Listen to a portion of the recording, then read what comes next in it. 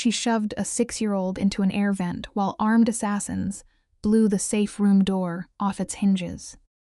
When rival mobsters stormed the mansion to kidnap the syndicate boss's daughter, an ordinary clinic nurse had a choice: surrender or pick up a loaded gun and learn to kill. What happens when a woman sworn to save lives decides that protecting a Mafia heir is worth painting the marble floors red? The camera pans down through a blinding Boston blizzard, the wind howling like a wounded animal. In the freezing dark, we find Serafina, her small frame straining against the gale as she drags a dying man through the snow. 16 bullets are buried in his chest, yet his eyes track her with a feral, desperate fire. A rational mind would leave him to the frost. Instead, she drags this bleeding monster, Lucien Moretti, the undisputed king of the city criminal underworld, into the warmth. She digs the lead out with her bare hands, tying herself to an irreversible tragedy. You and I are going to watch this dark play unfold together, keeping one painful truth in mind. No matter how deep your empathy runs, you simply cannot save everyone without bleeding a little yourself. The yellow glow of a flickering streetlight casts long, trembling shadows as Serafina pushes out the clinic doors. A cheap wool coat over paper-thin scrubs offers zero protection against the biting winter gale. The harbor district is a ghost town tonight, swallowed whole by the snow. Her small apartment is only 6 blocks away, but her heavy legs make it feel like 100 miles. Suddenly, a ragged wind slices through the wind. It does not sound human. It sounds like a wounded wolf caught in a heavy steel snare. She freezes in her tracks, her breath catching in the freezing air. Sometimes the universe forces you to stand completely still in the exact moment you are desperate to run away. That single, terrifying hesitation is all it takes to rewrite the entire course of a life. The camera tightens on her face as she turns, scanning the brutal shadows. The blood trailing across the pristine snow looks as thick and dark as oil. Every survival instinct screams at her to keep moving. Playing the savior in the harbor district is a quick way to end up in a morgue, but she ignores the safe road. She follows the crimson path to a massive figure buried in the ice, wrapped in a shredded designer suit. His chest is a ruined landscape of torn flesh. Yet, the chilling detail is in his eyes. They are wide, sharp, and intensely focused on her. He chokes out a rough whisper, demanding no police. She drops to her freezing knees anyway. True courage is never the absence of fear, but the quiet choice to step into the cold dark when everything tells you to run. His pulse is a weak flutter beneath her trembling fingers. She tells him he needs a hospital. Instantly, a massive hand shoots out, locking around her wrist like an iron vise. No police, he grates out. The streetlight catches the dark ink creeping up his neck. He is a cornered predator, radiating pure danger. She tells him she cannot carry him alone, and he bitterly commands her to leave him to the frost. Instead, she anchors her boots in the snow. Her apartment is close. If he can stand, she will carry him.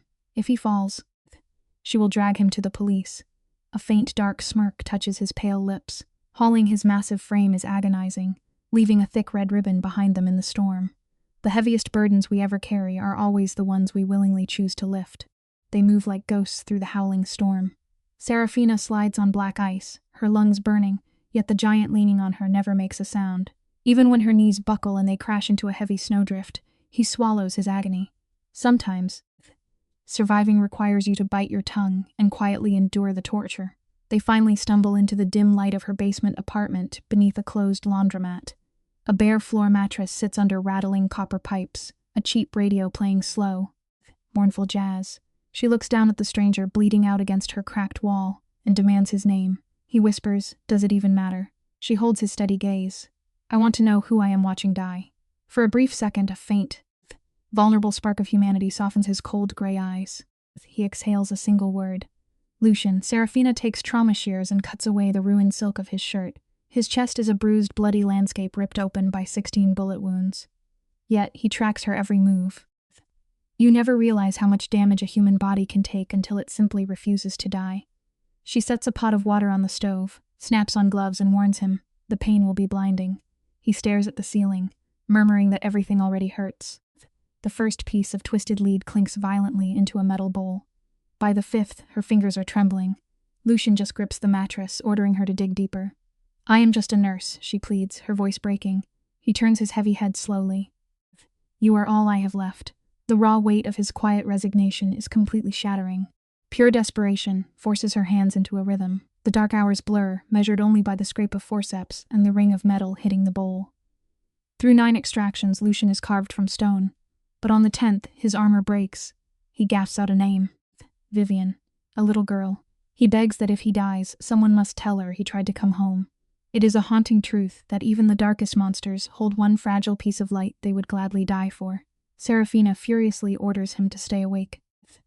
The 16th bullet rests directly against his failing heart. It takes 20 agonizing minutes before she finally rips the bloody lead free and collapses backward against the wall. But the giant goes completely limp on the mattress, and his heavy gray eyes slowly drift shut. His chest stops rising, the sudden silence wrapping around the basement like a heavy shroud. Serafina refuses to accept this tragic ending after so much spilled blood. Frantic panic takes the wheel. She climbs over his massive frame and drives her palms into his battered sternum. 1, 2, 3, 10. Tears streak down her exhausted face as she desperately screams at him to breathe. The thin line between a bitter tragedy and a miracle is often just a stubborn refusal to stop fighting when logic says you should. At 30 brutal compressions, his huge body violently arches. He sucks in a ragged breath, his icy gray eyes snapping wide open in shock. She whispers a choked welcome back, then completely blacks out on the cold floor. By morning, his heart beats like an unyielding drum. You and I are going to watch this quiet aftermath unfold together. Defying every medical law, the Syndicate King is stubbornly tethered to life. Serafina stands in her freezing kitchen, clutching a warm mug, studying the scarred giant on her floor.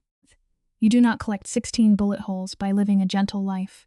For 3 days, the blizzard rages outside. She works grueling shifts at the clinic, stumbles home, changes his bloody dressings, and collapses. A rational woman would have called the authorities. Instead, she puts on a record of low jazz and reads worn cowboy novels out loud to the dim room. It shows that the most irrational risks we take ultimately reveal exactly who we truly are. Curiously, whenever the story hits a tense, violent chapter, the heavy, sleeping rhythm of his chest actually shifts. Night 4 falls heavy on the city. She is reading aloud when his icy gray eyes suddenly snap open. His gravelly voice is remarkably calm as he observes Thea is still here. Where else would I be? She shoots back. He warns her that smart people run fast from men like him. She lets out an exhausted sigh, guessing aloud that she simply is not that smart. Checking his fever, she murmurs that a basic thank you might be nice. He stares at her as if she spoke an ancient language. The silence is thick. This is a man who thanks no one. Ignoring her remark, his sharp eyes intensely map her tired face in the bare room. He asks if she lives alone. She admits she works 6 days a week just to eat. The absolute truth is, in this brutal world, even the most terrifying apex predators desperately need a quiet, safe harbor. She lays her bleak reality bare. No family, crushing debt, and a floor mattress. She crosses her arms, holding his heavy gaze. It is her turn to ask questions. Lucian does not sugarcoat his darkness. He coldly admits he rules the city underworld. The men who did this wanted his throne, and they will return. She asks if he is a criminal. Yes, he replies, without a blink. Anyone else would sprint for the exit, but Serafina merely nods. She figures pulling 16 bullets from his chest already makes her an accessory. She calmly turns and offers him tea. Lucian is genuinely stunned, demanding why she would ever save a literal monster. I am a nurse, she says softly, and you were dying. True character is always defined by the quiet choices we make in the dark, when absolutely no one else is looking. Life rarely pauses for epiphanies, so she just pours the tea. Lucian tracks her from the mattress, watching her like a hawk. He is trying to decode a puzzle he has never seen. He orders her to grab the burner phone from his ruined coat. Miraculously, it lights up. He coldly instructs her to call his contact, tell them the ghost is alive. Her fingers shake as she dials, a gruff voice answers. She recites the words and tells him to come alone. The man demands the address, then the line goes dead. She turns back to the scarred giant. Should I be worried? She whispers. A dark smile, sharp as broken glass, touches his pale face. Probably. 20 minutes later, 3 violent knocks shake the rusted basement door. The lesson here is brutally simple. When you willingly invite the storm inside, you better be prepared for the thunder. Picture the frame. The amber hallway light is devoured by the silhouettes of 2 men in heavy coats, radiating suffocating violence.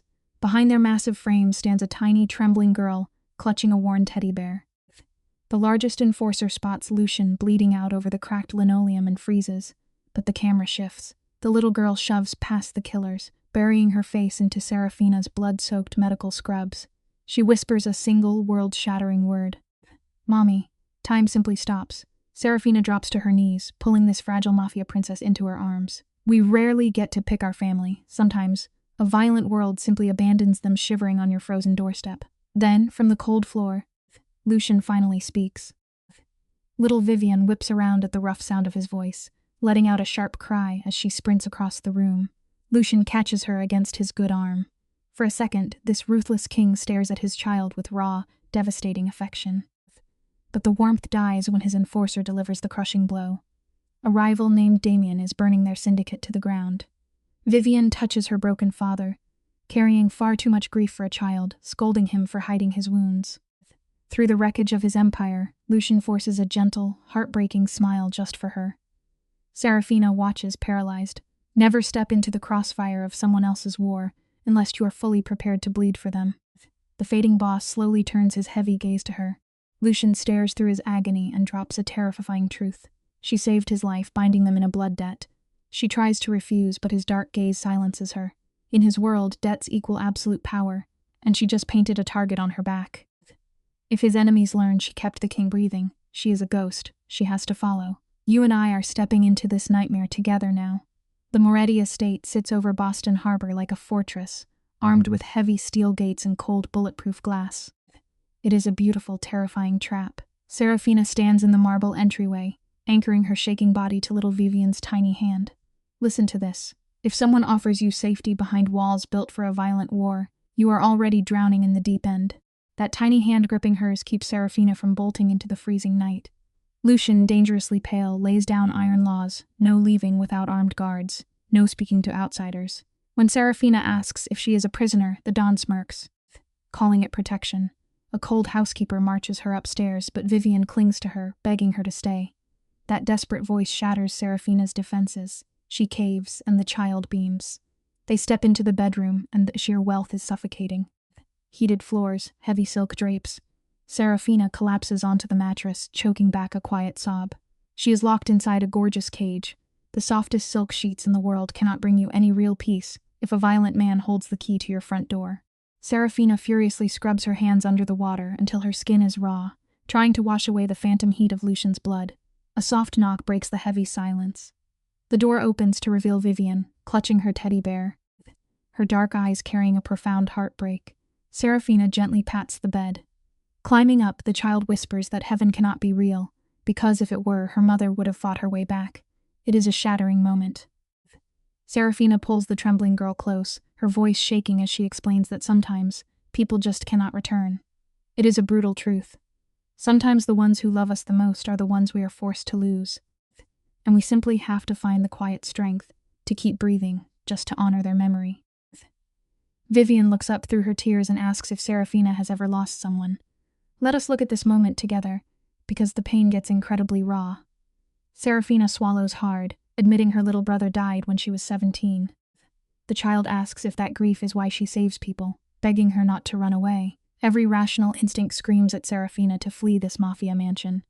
But feeling those fragile arms wrap around her neck, she lies and promises to stay. Now she is firmly anchored in a house built on crime. Right on cue, heavy leather boots echo down the hall, stopping dead right outside her bedroom door. Making promises out of deep pity can easily lock you inside a literal nightmare. So always weigh the true cost of your words before you speak them aloud. The heavy footsteps linger outside the door, then slowly shuffle away. That is Lucian out there in the dark. He lost half his blood and can barely stand, yet he drags his broken body through the cold estate just to guard his little girl. Serafina listens, realizing this ruthless mobster hides a desperately fragile heart. Morning hits the room like a gavel strike. She wakes with Vivian curled against her side. For 5 seconds, she pretends this is a normal life, but when the child wakes up beaming, guilt wraps around her throat like wire. Then, a violent banging rattles the door. You and I both know the lesson here. Never let yourself get comfortable in a toxic environment, because cold reality is always waiting to kick your door down. The housekeeper barks through the door that Mr. Moretti expects her for breakfast. It is a strict command. Getting ready, Serafina watches Vivian move like a silent robot, completely used to existing in isolation. They walk down echoing hallways, cameras tracking their every breath. The dining room feels exactly like a war council. Lucian sits there like the Grim Reaper in a custom suit, flanked by armed men radiating menace. When Serafina steps inside, the air goes dead silent. Lucian coldly orders her to sit, but when his daughter sits beside him, his iron mask softens for just one heartbeat. The lesson here is simple. Endless power and money can buy you a giant fortress loaded with guards, but it absolutely cannot buy a genuinely warm and safe home for your family. Marcus leans in to discuss syndicate business, but Lucian shoots him a look so cold. The room tastes like gunpowder. Rich food arrives, but Serafina feels sick. 2 days ago, she was eating cheap ramen, and now she is trapped with killers. Lucian coldly orders her to eat, revealing he knows she has only had coffee for 4 days. What finally breaks Serafina is watching little Vivian. The child eats without making a sound, shrinking her tiny body to stay invisible around these thugs. Serafina slams her silver fork down, demanding to know why his daughter is terrified to even breathe. Here is a solid life lesson. Children soak up the energy around them. If you raise them in a house thick with fear, they will erase their own shadows just to survive. The entire table freezes. Marcus looks ready to melt into the floor while the other killers stare quietly at their plates. Lucian's jaw tightens, but Serafina holds her ground. She tells the crime boss he runs a prison, not a home. Lucian forces himself to stand, his wounded body shaking in pain. Instantly, every enforcer reaches for their concealed steel. The air turns to ice. Instead of exploding, Lucian calmly orders Vivian upstairs. Hearing her tiny footsteps fade away feels like a ticking time bomb. With the child gone, Lucian glares at Serafina, stating she knows nothing of his dark reality. Here is a valuable life lesson. Speaking truth to power is undeniably brave, but you must always be prepared for the fallout when you back a dangerous man into a corner. Serafina fires back. She tells him his daughter is so starved for affection that she clings to total strangers and calls them mommy. Lucian growls, insisting that keeping his child alive is true love. Serafina does not flinch, calling survival the bare minimum. You and I have to respect her fearlessness. Lucian closes the distance. His bandages are soaking with fresh blood because he refuses to rest. He leans into her face, claiming he is no tragic hero. He is exactly the monster he chose to be, unblinking. Serafina looks him in the eye and tells him to choose better. The tension in the room is suffocating. A powerful life lesson emerges here. You can never save someone who is entirely committed to their own destructive choices, no matter how much you want to fix them. Lucian backs away, dropping a chilling ultimatum. He orders his men to guard Serafina, forbidding her from leaving the estate. Walking away, he whispers a dark warning, telling her not to make him regret keeping her breathing. He exits with his killers, leaving her stunned. Trapped in this dark compound, she must learn the rules of survival fast. Never wander into the East Wing. Never ask about the bloodstains on the floor. Ignore the heavy locked doors. She tries her best to fade into the wallpaper, but little Vivian tracks her down like a shadow everywhere she goes. It is sweet but deeply terrifying. Here is your simple life lesson. When you ignore blazing red flags just to play the noble savior, you will inevitably wake up, locked inside a dangerous cage of your own making. The camera pans across a freezing cliffside garden. Little Vivian trails behind Serafina, begging for a fairy tale. Serafina refuses false colors, choosing to spin a raw narrative about ordinary people surviving the dark. The child is spellbound. Quietly confessing her father only tells stories where the terrifying monsters win. Pulling the girl close, Serafina whispers that broken people always fight back. High above, Lucian stares down from his unlit office. The ruthless boss lies to himself, claiming he is just checking the perimeter, but his chest tightens with an entirely foreign panic. It brings you and I to a profound realization. Sometimes, the absolute strongest armor you can forge for a shattered soul is just a single, fragile spark of hope against the night. Lucian fears no bullet, yet he stands terrified because Serafina is making his little girl laugh. The innocent sound echoes through his dark house like a ghost. He watches his daughter embrace a stranger, and the underworld king is paralyzed. Suddenly, the heavy door flies open. Marcus steps into the dim light, reporting 4 loyal men lie dead on the docks. An inferno flares inside Lucian's chest, but he forces it down. In his brutal reality, raw emotion is a death sentence. He coldly commands his men to stand down. Marcus protests, warning the streets will smell cowardice, but Lucian just stares out at the freezing snow, silently calculating his next move. True power is knowing exactly when to hold your fire, even when the world screams at you to pull the trigger. 2 agonizing weeks crawl by, and then Serafina turns the mansion upside down. Little Vivian quietly asks for a simple plate of pancakes, but the armed kitchen guards freeze. The cook barks that the boss ordered strict oatmeal rations, with 0 exceptions. Serafina does not flinch. She stares the towering guard down, warning him that if he refuses, she will cook it herself. Minutes later, she is tossing flour across the marble counters, whisking batter from scratch. The ruthless staff watches her as if she just pulled the pin on a live grenade. They stand paralyzed, yet little Vivian is glowing with pure joy. It just goes to show that sometimes you must completely shatter the most rigid rules, just to let a child actually be a kid for one single morning. The camera frames the doorway as the crime boss steps into the kitchen, stopping dead. He stares at Serafina, dusted in flour, his little girl grinning, and his lethal guards frozen in panic. His voice is a dangerous rumble as he asks what is happening. Serafina does not retreat an inch. She casually flips a pancake, telling him his daughter deserves to be a child today, not a tiny soldier on rations. The room stops breathing, bracing for the dawn to erupt in violence. But then, the unthinkable occurs. Lucian slowly pulls out a chair beside his daughter and asks Serafina to make enough batter for two. The cruelest man in the city just surrendered to a warm meal. It proves that even the coldest hearts can soften, if you possess the courage to hold your ground for love. The unsaid truths of this family hang thick in the room. They eat in a fragile silence, broken only by Vivian chattering about snowmen. Lucian just listens, the light highlighting the shadows on his face as he truly hears his child. When she runs off, he offers a quiet thanks, but Serafina sees right through his mask. She catches the exhaustion in his gaze and the tremor in his hands. He has been sneaking away for bandages, too proud to let his men see him bleed.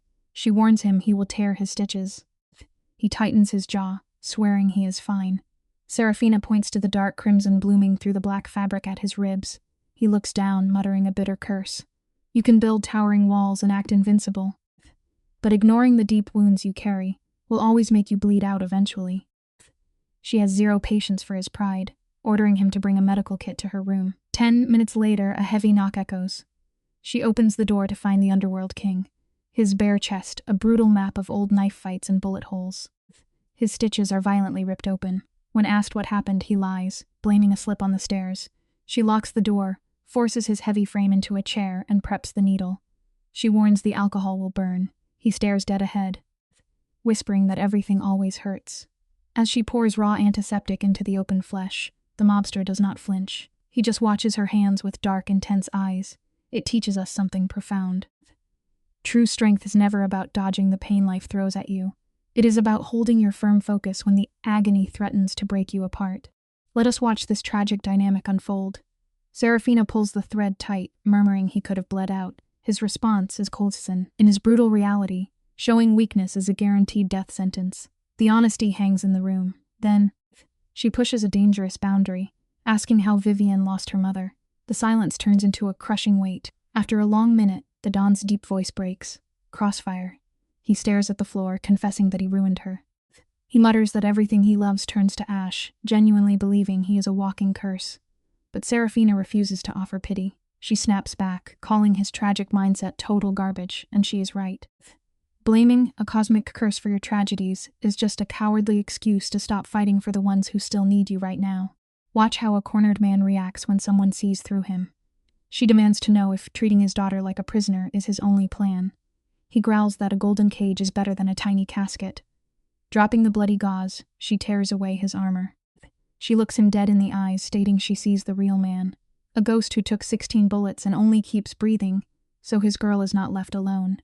A terrifying boss hiding a broken heart. He mutters it is just survival instinct, but the truth is clear. Sometimes, surviving and loving are the exact same violent act. He tests his stitches, offering her cash to run from his reality. But here is the real takeaway you and I must remember. You can try to scare good people away to protect them, but stubborn loyalty stays put, no matter how dark the storm gets. Picture this cinematic moment. Serafina stares into the cold eyes of the city's most lethal predator, flatly refusing to run. Lucian clenches his jaw, warning she could vanish tonight, but she plays the heaviest card. She is staying for Vivian, a child playing alone in a mansion built on blood money. A tragic smile tugs at Lucian's mouth as he calls her either insane or dangerously brave. He pulls on his shirt and walks out. Listen. Standing your ground for someone else is often the most beautifully terrifying thing a person can do. Just 3 days later, absolute hell breaks loose. Perimeter alarms scream. Red strobe lights violently paint the walls. Heavy boots pound the floorboards. And through the echoing chaos, little Vivian screams in pure terror. Serafina does not freeze for a single second. She sprints directly into the center of the nightmare. She slides into the grand foyer, finding Lucian surrounded by armed killers. The boss looks carved from ice, gripping a heavy pistol. His lieutenant shouts about a massive perimeter breach. Serafina grabs Lucian's arm, her voice raw, screaming for Vivian. The Don barely blinks. He coldly states his little girl is already in the bunker, running her invasion drill. Just imagine the horror of a tiny child routinely practicing for a massacre. The radio crackles, confirming a rival squad has breached the courtyard. Right then, you can physically see the ruthless monster wake up inside Lucian's soul. Sometimes you have to let your darkest demons off the leash, just to keep your family breathing. He commands his men to seal the iron doors. He shoots Serafina one final look, orders her to lock herself away with his daughter, and steps calmly into the absolute slaughter. Lucian orders her to keep the vault locked, and the shadows swallow him. Serafina is left alone in the flashing hallway. The air is thick with the clatter of rifles and the drumbeat of her racing pulse. She bolts for his study, tearing at the shelves until the bookcase swings wide to expose a heavy steel door. Having no code, she pounds on the metal, screaming the child's name. A torturous silence stretches before the heavy tumblers finally unlock. Vivian stands there, cheeks wet with tears, crushing a teddy bear to her chest. She looks up with haunted eyes and bluntly asks if her dad is going to die. That innocent terror shatters the heart. Serafina swallows hard and lies, swearing he will be fine. We never really know what tomorrow holds. But sometimes true strength means wearing a brave face when the terrible truth is just too heavy for a child to carry. Let us look closely at what happens next. Serafina promises the girl her father is practically bulletproof. She steps inside, and the massive steel door hisses shut. The panic room is a freezing concrete box with bare walls and a bank of security feeds. It breaks your heart realizing this little girl grew up watching her father wage bloody wars from a monitor. Serafina pulls Vivian close on a cot, eyes glued to the flickering screens. You and I would be losing our minds right now. But the dark truth about this world is that your greatest protector is often the most terrifying monster in the room. On screen, Lucian glides through the east wing. He stalks the corridors like a shadow, weapon raised, moving with the precision of an executioner. Even little Vivian whispers that her father looks scary. Serafina just holds the kid tighter, her own blood running completely cold.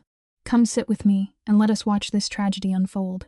Little Vivian shivers in the bitter cold, her tiny voice breaking as she whispers that the monster outside is still her father. On the glass monitors, Lucian's guards pace like cornered wolves before the screens snap to a suffocating black. A cruel blood-red light washes over Serafina's face. Then comes the sound that stops the heart. Heavy boots halt at their door, followed by the violent jerk of the steel handle. A muffled laugh echoes through the metal, boasting they know every hidden room. It brings us to a devastating truth.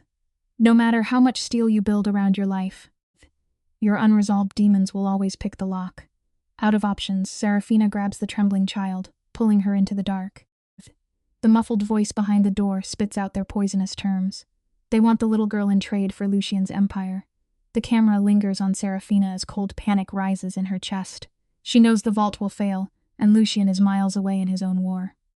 There is no cavalry. It forces us to face a terrifying lesson. When you realize no one is coming to pull you from the fire, you must become your own savior. Outside, the hitman orders his men to blow the hinges to dust, laughing at the command to spare the child.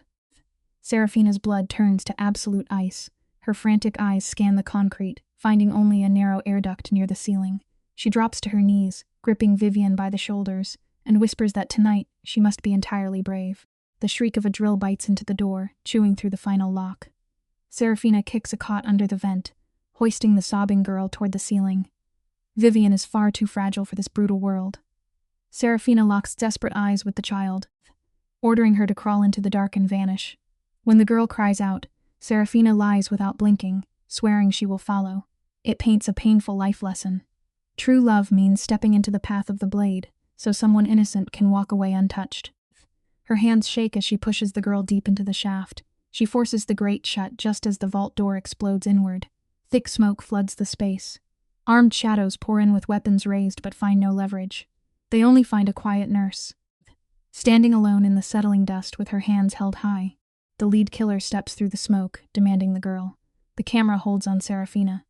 She stares straight through his hollow eyes, calmly stating the child is gone. His heavy fist crashes across her jaw, bringing the sharp taste of copper. But she does not break. Years in a chaotic trauma ward taught her how to absorb the impact. It reveals a profound truth.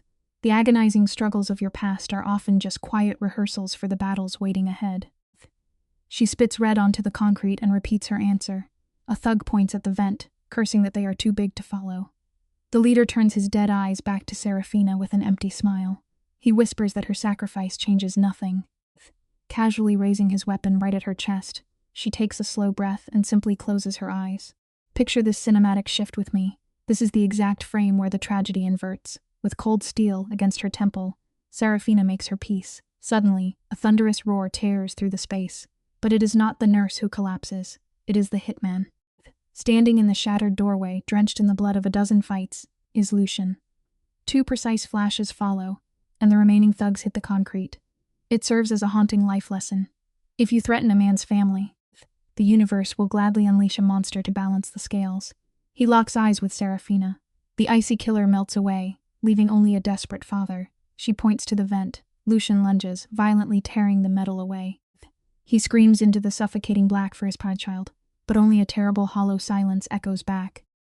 Thick smoke rolls across the destroyed room, painting grim shadows over the bodies. Just as the crushing silence becomes unbearable, a tiny, trembling voice cuts through the dust. Vivian peers out from the jagged opening, whispering that she was brave. Exactly like the nurse asked. Lucian pulls his daughter from the wall, burying his ruined face into her hair. Over her shoulder, his dark eyes find Serafina. They share a heavy, wordless exchange, pure gratitude, colliding with the bitter poison of his violent world. A guard steps through the wreckage, confirming the estate is secure.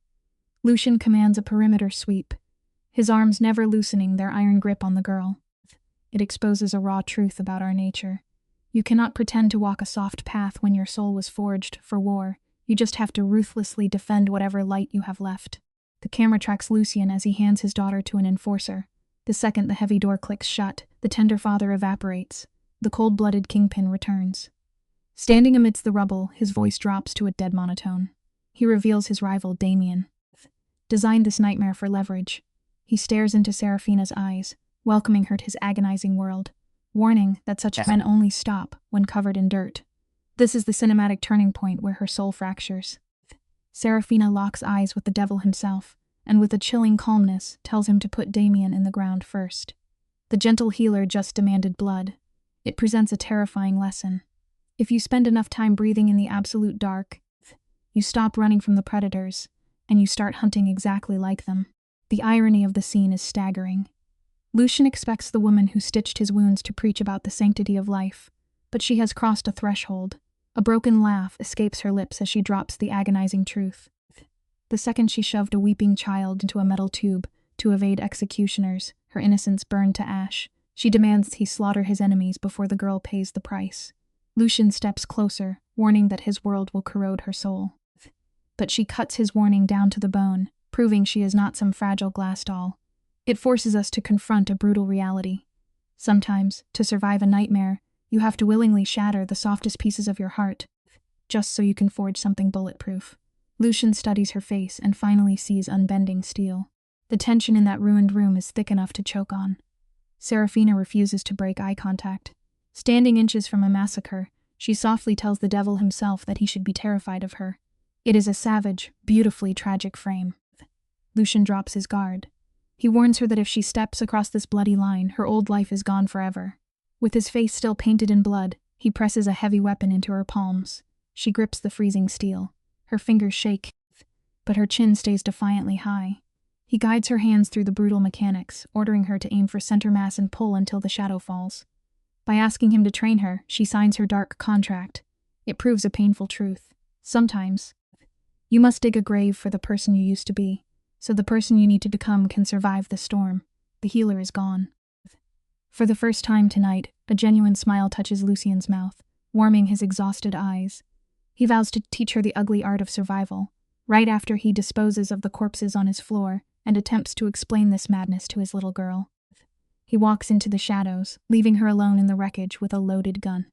This is the cinematic point of no return. A normal person would collapse from the horror, but instead, an armor of absolute clarity locks over Serafina's mind. The camera catches the sharp click as she checks the safety. She conceals the heavy steel and turns toward the hallway to find Vivian. It leaves us with a beautiful lesson. When your world plunges into pitch black, true strength means showing up for the innocent souls who desperately need you. Even stepping into the criminal shadow, she knows that child needs a guardian who will never flinch. You and I know a storm never truly passes. It just regroups. Cut to 3 days later. Damien lounges in his penthouse, opening a package. The camera zooms in on a photograph of Serafina at a firing range, the target center obliterated. On the back is Lucian's brutal warning, a brazen dare for the rival to try his luck again. Damien simply smiles a cold reptilian smile, already sketching out the flames of an all-out war. Miles away in a concrete basement, the sharp scent of gunpowder hangs thick in the air. Serafina's hands no longer shake. She fires round after deafening round, tearing the silhouette to shreds, while Lucian stands at her back, his low voice perfecting her aim. Here is the lesson we must carry forward. If you plant your feet and practice staring into the dark, eventually, your raw fear will forge itself into undeniable power. Stick with me, because we are plunging back into a world that never forgives. The final gunshot fades into a heavy silence. Serafina lowers the smoking barrel, her eyes locked on the hole punched through the paper. Lucian steps from the shadows, warning her that her thoughts are still too loud. In his world, a second of hesitation guarantees a swift grave. When she confesses her instinct still urges her to run, he steps close, gently taking the heavy steel from her hands. The fleeting graze of their skin carries a dangerous electric charge. This estate spent weeks peeling away her soft identity as a healer to forge a weapon. He whispers that her new hunger for violence should terrify her. It highlights a haunting lesson. Sometimes, the most frightening transformations we endure are the exact armor we need to survive the longest nights. They are locked in a lethal waltz now. The camera lingers on Serafina's hands once sworn to heal, now resting against the cold steel of a loaded firearm. She tells herself she stays in the shadowed estate, only to protect little Vivian. Yet the intoxicating rhythm of the underworld already courses through her veins. It is a shattering evolution. The room's suffocating silence is heavy, a breathless pause before total devastation. Lucian notes their rival has become a ghost, drawing a sharp smirk when Serafina calmly suggests executing the threat. She justifies the blood by claiming she still saves lives. It reveals a tragic truth. Our sacred life purpose can violently mutate into something unrecognizable, yet it remains our heavy cross to bear. Suddenly, the heavy oak doors burst open. Marcus stands in the frame, his face utterly pale. The storm is here. Let us step into the frame together and watch this tragedy unfold. They sprint up the marble staircase, expecting the blunt brutality of an armed hitman. Instead, the camera reveals a far more terrifying monster. A corporate shark in an immaculate suit waits in the dim office, radiating the freezing confidence of an apex predator. Lucian growls a warning, but she turns with unblinking eyes. She introduces herself as the lawyer for the Ashford estate, and the room goes cemetery still. The grandmother died years ago, but her snare was flawlessly designed. She slides a court order across the mahogany desk, demanding custody of Vivian. The air turns to ice. This brings us to a harsh truth. The most devastating threats in life rarely arrive with heavy artillery. Sometimes they walk right through your front door, armed with nothing but a fatal piece of paper. The camera frames Serafina in the shadows, bracing for the untouchable boss to shatter. Instead, Lucian stands unnervingly still, radiating a tightly coiled, terrifying fury. He quietly demands her legal grounds. The lawyer drops the blade, listing the near kidnapping, the armed guards, and the undeniable tips. Her lips curl into a wicked smile as she refuses to name her informant. But everyone knows whose dark shadow stretches across the floor. Damien. This is his calculated strike to gut his rival without firing a single bullet. She gives Lucian exactly 72 hours to surrender his little girl, or federal marshals will breach the gates. Lucian whispers. Amazed, she believes she will leave this room breathing. Here is a truth carved in ancient stone. Push a protective father into a desperate corner, and he will gladly reduce the entire world to ash just to keep his child safe. Marcus steps into the harsh light, fists clenched, ready to act as the violent enforcer, but this lawyer is unforgiving ice. She warns that if she misses her check-in, the civil order instantly morphs into a federal kidnapping warrant. 72 hours. She turns and vanishes. The second that heavy door clicks shut, the dam shatters. Lucian seizes a crystal decanter and hurls it violently against the stone wall, reducing it to glittering dust. Marcus reaches out to steady his oldest friend, but Lucian snarls like a wounded beast, banishing him from the room. Serafina stands silently, watching this untouchable king crack under the crushing weight of his crown. It proves a deeply painful truth about our existence. The hardest obstacles in life are rarely the ones we can defeat with our bare hands. True strength is found in holding onto your sanity when the world is built to break you. The silence in the ruined office is suffocating. Serafina voices the waking nightmare they are avoiding. Damien is weaponizing the cold gears of the legal system to crush them. For the first time, this fearless boss looks completely paralyzed. When pressed for his next move, Lucian stares into the void and admits he is lost. The camera cuts to the shadowed library. Serafina finds Vivian curled up in a leather chair, clutching a worn teddy bear, tragically unaware her universe is collapsing. Serafina kneels to deliver the terrible blow. Children always feel the shift in the weather, and the little girl's smile instantly fades. Serafina gently tells Vivian she must leave her father to remain safe. It is an agonizing reality, leaving us with a profound lesson. Sometimes the only way to protect the soul you love most is to make the devastating choice to let them walk away. The camera pushes in on the child's face. This little girl is too young to comprehend the syndicate, yet her survival instincts are razor sharp. Vivian looks up, hot tears brimming in her eyes, and quietly asks if she has to leave because of the bad men. She knows her father is the Dark King, who is supposed to slay the monsters. Serafina offers the usual hollow comforts, murmuring that grown-ups do complicated things. But the child shatters. She throws her tiny arms around Serafina, sobbing and begging not to be left alone. Holding this trembling girl in the dim light, something fundamental inside Serafina snaps. The gentle healer dies, and a cold tactician opens her eyes, ready to calculate any brutal path to keep them safe. It brings us to an undeniable lesson. Love does not soften your edges. It violently sharpens them, turning you into an absolute monster for the people who anchor your heart. The establishing shot is bleak. Midnight falls over the estate like a heavy shroud. Lucian sits alone in his dim office, swirling a glass of dark whiskey. Surrounded by useless legal documents, he looks like a fallen emperor watching his legacy burn to ash. Serafina steps from the shadows, pitching a desperate escape plan. She urges him to grab Vivian, forge new names, and flee before the clock stops. But Lucian slowly shakes his head. Raising a child while constantly staring over your shoulder is not a life. He rasps. It is just a slower death. He realizes with crushing clarity that his vast wealth and loyal soldiers are entirely worthless now. It is a bitter lesson that eventually catches up to us all. You can never buy your way out of the tragic consequences you built with your own two hands. Staring into his empty glass, he finally believes he is the very monster the world claims he is. Serafina refuses to let him drown in this guilt. You and I need to look closely at her next move, because it changes everything. She notes that Damien is hiding behind the law, because he knows a straight street war would leave him in a body bag. Standing in the dim light, she delivers the most audacious strategy of their lives. She tells Lucian to surrender his entire empire. Hand Damien the throne in exchange for dropping the custody battle. Lucian looks at her as if she has lost her mind. But her eyes are dead serious. It is only a phantom surrender. The very second Vivian is secure, they will take everything back with ruthless prejudice. This is where we learn a vital strategy for survival. Never be afraid to deliberately lose a single battle, especially if it sets the perfect devastating trap to win the entire war. The air in the room becomes thick enough to choke on. Lucian stares at her, realizing she is pitching a vicious play pulled from his own violent history. He murmurs, his voice laced with sorrow, that she has changed. She fires right back, her tone sharp as glass. That she learned from the devil himself. The chemistry between them feels like a jagged wire, buzzing with chaos. Lucian warns that stepping onto this dark path has no return trip. Executing this plan means unleashing Ed's bloodbath against anyone who threatened his little girl. Serafina does not blink. She coldly replies that the graves were going to be dug anyway, so they might as well put the right people in them. It is a haunting but true lesson. When the safety of your family is on the line, you must surround yourself with people willing to match your exact level of darkness. Picture the heavy silence of the night. The camera isolates Serafina as she is pushed to the edge, preparing to cross the boundary separating the healer from the criminal. Her pale hands shake slightly, but her resolve is forged iron. She dials her old clinic mentor, Dr. Chen. He picks up, his voice heavy with exhaustion, demanding to know where she vanished to. But Serafina has no time for the ghosts of her past life.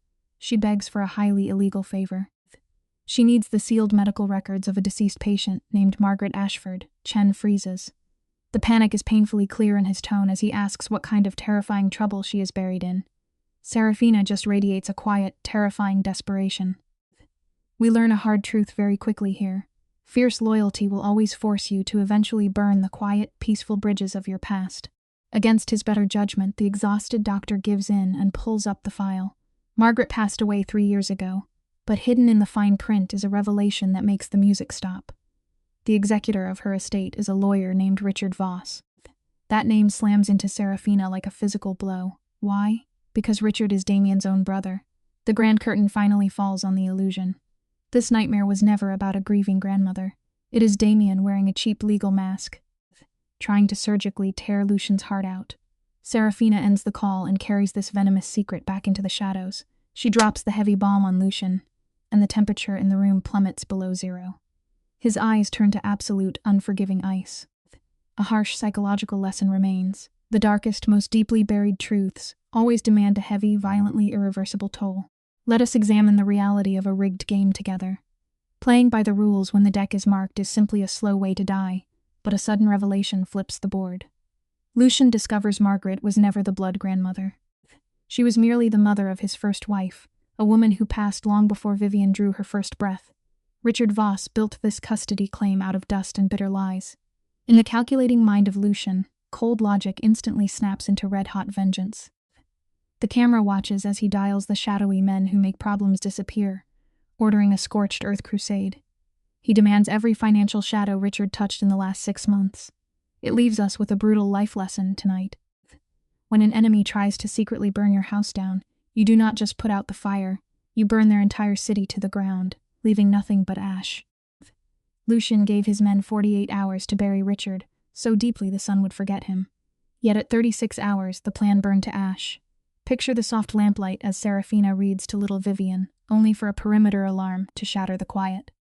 Marcus throws the door open, his face the color of crushed bone, a heavy rifle trembling in his grip. Federal agents swarm the iron gates. Serafina snatches the terrified child, sprinting wildly through the shadowed halls. She prays to find Lucian. But the king is miles away, deaf to the ruin at his door. You and I know how quickly the illusion of safety shatters. It is a bitter, tragic lesson. The very second we exhale and drop our guard is always the exact moment the wolves breach the fence to tear our world apart. They reach the steel safe room doors, but fate has already snapped the snare shut. Federal marshals corner them, weapon barrels gleaming under the pulsing red emergency lights. Marcus runs the brutal mathematics of survival in his mind and drops his rifle to the floor. Rough hands flood the corridor, violently dragging Serafina backward. She screams until her throat tears, clutching Vivian, begging the stone-faced men to read the custody order. They feel absolutely no pity. They pry the weeping child from her desperate embrace, breaking her hold finger by agonizing finger. Vivian shrieks, reaching back as she is hauled into the freezing night. It leaves us with a painful truth. Sometimes the rules meant to protect us become blunt weapons, and justice is simply a ghost we chase in the dark. Serafina fights like a cornered lioness, clawing wildly at their heavy vests. Then, an agent drives a brutal blow into her stomach. She collapses onto the freezing marble, gasping for air, forced to watch them carry the child away. Above the chaos, Vivian cries out for her mama. She does not call her Serafina. She calls her mama. That single fragile word shatters her spirit far worse than the physical strike ever could. Dragged into a sterile interrogation room and shackled to a metal chair, she faces an arrogant agent named Ramirez. The woman smirks, acting as if they just rescued a helpless girl from a monster. The life lesson here cuts deep. The most permanent wounds never come from the enemies who strike us. They come from the innocent, crying voices we are completely powerless to protect. The fluorescent lights buzz as Ramirez slaps a file onto the table, going straight on the attack. She treats Serafina like a naive nurse, brainwashed by the dark allure of a mob boss. But Serafina refuses to play the victim. Her eyes burn with defiance. She leans forward, firing back that she is the only shield keeping that little girl alive. She exposes the custody battle as a ghost story, a legal scam spun from a dead woman and a hollow estate. Ramirez merely sighs, viewing her as a broken pawn lost in a syndicate war. Yet Serafina holds her ground, her voice like steel as she demands her child back. Here is a vital truth about human nature. Never mistake quiet compassion for weakness. When you threaten the people they deeply love, a gentle heart will instantly temper into unbreakable iron. Ramirez dismisses the forged documents, clinging to the arrogant illusion that the system never fails. Then the true nightmare arrives. Another agent slips inside, whispering frantically to Ramirez. The smugness drains from her face, replaced by rigid tension. She delivers the devastating blow. Lucian is missing. His car was found abandoned by the harbor, his entire security detail slaughtered. Serafina feels her blood turn to ice as the jagged pieces lock together. The federal raid, the fake paperwork. Stick with me here, because this is where everything shatters. It was never a custody battle. It was an elaborate snare, designed to strip the king of his armor and snatch him in the dark. The life lesson is chilling. The most fatal traps in this world are always disguised as standard, everyday procedures. The true architect of this tragedy is Damien. He weaponized a fake custody war to trigger a federal raid, stripping away the loyal guards to snatch the underworld king off the street. Serafina lunges across the metal table, chains rattling as she begs the agents to open their eyes. She pleads with them to see Damien pulling the bloody strings. Yet they remain stubbornly blind, suffocated by their own protocol. Ramirez coldly slams the file shut, locking Serafina down as a material witness, trapping her inside the iron jaws of the legal system.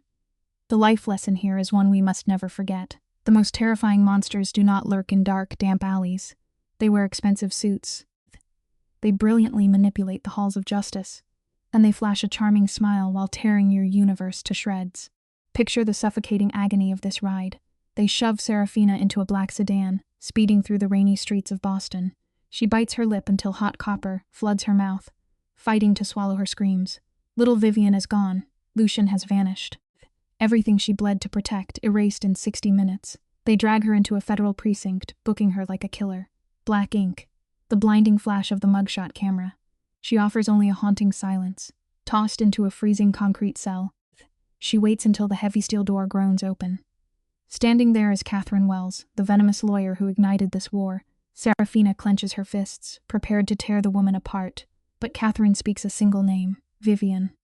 Here is a painful life lesson. When the devil holds the keys to the soul you love, you swallow your burning pride and you listen. Catherine steps into the shadowed cell and drops a devastating truth. The little girl refuses to eat, weeping endlessly for her mama. Serafina feels her heart physically break, but Catherine unveils a darker reality. She never worked for the grandmother. Her true master was Damien Voss. He paid a fortune to fabricate the legal battle, planning to hand Vivian to his syndicate. He intends to make the child vanish like smoke. The forged transfer papers are already stamped. By sunrise, Vivian will be on a one-way flight into absolute hell. Serafina sees nothing but blinding red. She lunges, grabbing the corrupt lawyer by the collar, slamming her violently against the concrete wall. The life lesson here is undeniable. Never back a desperate mother into a corner. When her child is threatened, all logic evaporates, leaving only a terrifying, unstoppable violence. Serafina screams, demanding to know how anyone could sell a child to a monster. Catherine looks away in bitter shame, laying out the brutal endgame. You and I need to look closely at this staggering cruelty. Damien wanted to break Lucian, but he found his second weakness, Serafina. He offers a sick trade. If Serafina surrenders to his syndicate, the little girl goes free. Lucian gets his daughter back, but loses the woman he loves. If she refuses, Vivian vanishes. Total checkmate. Serafina begins to tremble as the cold reality sinks in. She looks the lawyer in the eye and asks the heaviest question. If I agree to this, do I die? Catherine cannot even meet her gaze. Probably, she whispers. Here is a painful life lesson. Sometimes, the only way to save the people you fiercely love is to willingly lay your own life upon the sacrificial altar. Catherine coldly admits casualties are simply business. Slowly, trembling, Serafina releases the lawyer. Her mind tries to calculate survival rates, but this is a Mafia war, not a hospital. Weighed between her own life and an innocent girl's future, there is absolutely zero debate. Serafina accepts the fatal trade, laying down ironclad demands. When Catherine tries to negotiate, Serafina sharply silences her. Vivian goes back to Lucian tonight. Full custody, all charges erased. Then comes the most heartbreaking command. She orders the lawyer to lie to the man she loves. Tell Lucian, I walked away willingly, she whispers, so he will not burn this city to the ground trying to save me. Life teaches us an agonizing truth. True strength is never found in wielding power. It is found when you surrender everything to shield the innocent from the fire. The lawyer finishes a hushed call and delivers the crushing blow. Serafina must leave immediately. No embraces, no tearful goodbyes. The cell door groans open, revealing Damien's ruthless enforcers instead of marshals. She takes a breath and steps into the abyss, leaving behind the little girl she loves and the broken king who captured her heart. Rough hands shove her into a windowless van, and she vanishes into the night. Fast forward 12 agonizing hours. Lucian drags himself into consciousness, choking on his own blood. He is strung up in a rotting warehouse, his ribs fractured, his shoulder ripped from its socket. Standing directly above him, wearing a smile of pure venom, is Damien. Here's the tragic life lesson of true sacrifice. Sometimes walking willingly into the darkness to save another soul only guarantees the shadows will swallow you whole. Lucian chokes on his blood, a hollow rattle escaping his throat as he demands his daughter. Damien smiles in the shadows, dropping a psychological guillotine. The child is safe, the legal war erased. Lucian freezes. Why would a predator open the cage? Leaning in, Damien whispers the venomous truth. He found a way to annihilate Lucian without touching the girl. Serafina paid the ransom with her freedom. She traded her life for the child, and Damien buried her so deep she is now a ghost. He leaves Lucian breathing just to let the guilt rot his soul. Lucian lunges like a rabid wolf, desperate to tear his tormentor apart, but the heavy steel chains hold fast against his wrists. The tragedy here is painfully clear. The heaviest chains we ever wear are never forged from iron. They are made of the silent sacrifices others willingly endure just to keep us breathing. Let us step into this room together, you and I, and watch the knife twist. Damien leans in, his face a mask of smug satisfaction. He whispers the fatal poison that Serafina begged Lucian to stay away, promising to erase them both if he disobeys. Damien walks off, foolishly certain that a broken heart equals a defeated man. We watch the underworld king shatter, collapsing to the cold floor, but observe the raw mechanics of resilience. He stays on his knees for exactly 17 minutes. 17 agonizing minutes in the dark until the suffocating grief burns away, leaving only terrifying rage. The monster opens his eyes, starved for violence. It is a bitter truth, sometimes. You have to lose everything before you find the dangerous strength required to not stand back up and fight. Leaving him breathing is the mistake that will cost Damien everything. The camera focuses on Lucian, dragging his heavy frame toward a concrete pillar. He slams his dislocated shoulder against the cold stone. The bone snaps back with a sickening crack. He swallows the scream, a silent testament to his pain. His wrists are bound, but his skin is so slick with blood that he violently tears himself free. Flesh rips, yet he does not blink. He is completely numb, animated only by the roaring inferno in his chest. With shattered ribs and a fractured skull, he staggers to his feet, running on sheer fury. The lesson here is profound. You do not need perfect conditions to win your battles. You only need a stubborn, unyielding refusal to stay down on the ground. Let us look closely at this arrogance. You and I, Damien leaves the steel door unlocked, convinced Lucian is too shattered to turn the handle. Instead of weeping in the shadows, Lucian pushes into the freezing night, a terrifying smile cracking his ruined lips. He marches to his own gates, a property now flashing with federal sirens, soaked in blood. He walks straight inside, oblivious to the tactical rifles leveled at his chest. Slowly, the agents lower their weapons. They recognize the undeniable gravity of a king. He pushes past them, scattering workers like frightened birds, desperate to find his little girl. There is a brutal poetry here, and a clear warning. Never mistake a broken man for a defeated one. That is exactly when he becomes the most lethal force on Earth. The camera finds little Vivian sitting alone, a tragic portrait of sorrow. She clutches a battered bear, her eyes swollen. When she whispers for her father, the sheer agony on Lucian's face is devastating. Ignoring the screaming pain in his ribs, he drops to his knees and pulls her into a desperate embrace. She clings to him, anchoring her broken world to his chest. Then her innocent voice cuts through the quiet, asking if he'll save Serafina. Damien's threat echoes in his mind, but looking at his child, he makes a solemn vow to bring their family home. The lesson is simple. True courage is not being fearless. It is choosing to show up for your family when the dark falls. 2 hours later, he is in the gym, striking a payback with cold, terrifying precision. Every strike radiates agony through his ribs, yet this torment is nothing compared to the absence of the woman he loves. Marcus steps into the dim gym light. The police are gone, and Vivian is secure. He asks the heavy question, what is the next move? Lucian turns slowly, looking like a vengeful ghost. Fresh red stains bloom through his tight bandages. We find her, he rasps the words heavy with doom. Marcus tries to offer caution, warning that Damien is begging for a rescue attempt just to execute her on the spot. But Lucian knows the dark rules of this game. She is the bait, which guarantees she is still breathing. The lesson is undeniable. Real loyalty means walking willingly into the fire, knowing the ones you love are always worth the burn. The camera frames Lucien standing in his armory, bathed in the glow of cold steel. He gives Damien 48 hours to celebrate his victory. It is the suffocating calm before an absolute massacre. Gripping a firearm, his mind anchors to Serafina, locking in a deadly promise. Damien thought he was outsmarting a rival, but he simply watered a seed of destruction. Take this lesson to heart. You never push a man who has made peace with losing his soul. Miles away, Serafina wakes in a pitch-black void. Her skull throbs. Plastic bites her wrists and the air is thick with diesel and salt. The floor sways beneath her. She is trapped in a dark cabin, and the chilling truth dawns on her. This is no random street hit. It is a flawless, terrifyingly precise operation. The iron door groans open, revealing a man in a sharp suit, the kind of expensive corporate muscle that leaves no trace. He smirks when she demands to know their location. Watch how brilliantly Serafina operates under pressure. She subtly twists her hands, testing the tension of the restraints. Realizing they need her breathing, she weaponizes her only asset. Staring into his hollow eyes, she calmly offers to sell out Lucien, promising offshore routing codes. The enforcer chuckles, amused she would flip so quickly. Her response is, she tells him she will do whatever it takes to survive today, just to burn his people down tomorrow. It is a masterclass in survival, sometimes. Wrapping a lie in brutal honesty is the exact way to make the enemy swallow the bait. Listen close, because you and I both know she is no helpless pawn. She spent a month surviving the toxic reality of Lucien's world, and her instincts are wide awake. Scanning the shadows, she dismisses the iron door, locking her eyes on a jagged bolt near the floor. Instantly, she drops down and drags her bound wrists against the rusted metal, sawing through the plastic fiber by agonizing fiber. The lesson is harsh but necessary.